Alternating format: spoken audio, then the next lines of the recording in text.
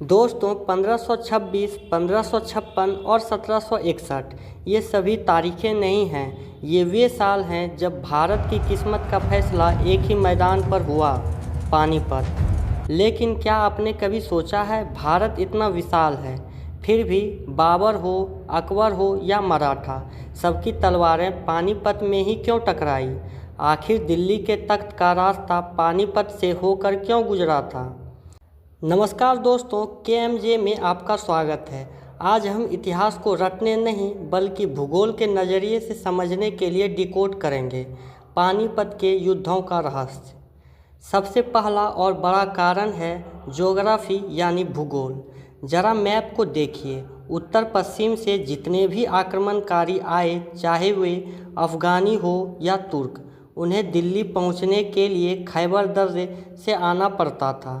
रास्ते में पंजाब आता है जहां कई नदियां हैं, लेकिन जैसे ही वो पंजाब को पार करते हैं, उन्हें एक ऐसा खुला मैदान चाहिए जहां उनकी बड़ी सेना लड़ सके।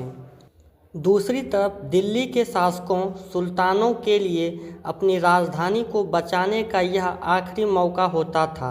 अगर दुश्मन पानीपत पार कर गया तो दिल्ली खत्म। इसीलिए पानीपत को दिल्ली का दरवाज़ा कहा जाता था। यहाँ लड़ना चॉइस नहीं बल्कि मजबूरी थी। दूसरा कारण यहाँ का मौसम और ज़मीन।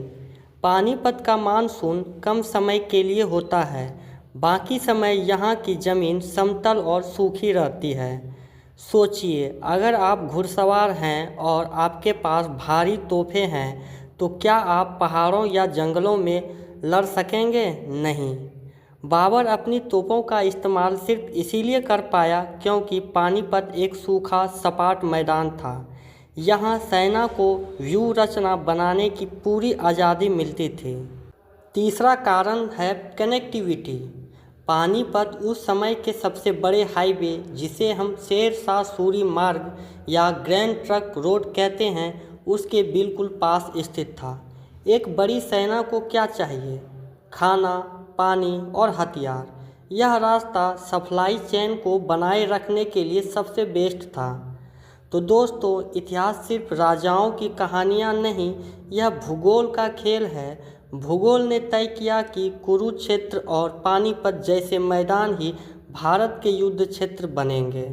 आपको यह वीडियो कैसा लगा कमेंट में बताएं। अगर नए हैं तो चैनल को सब्सक्राइब करें। मिलते हैं अगले वीडियो में। जय हिंद।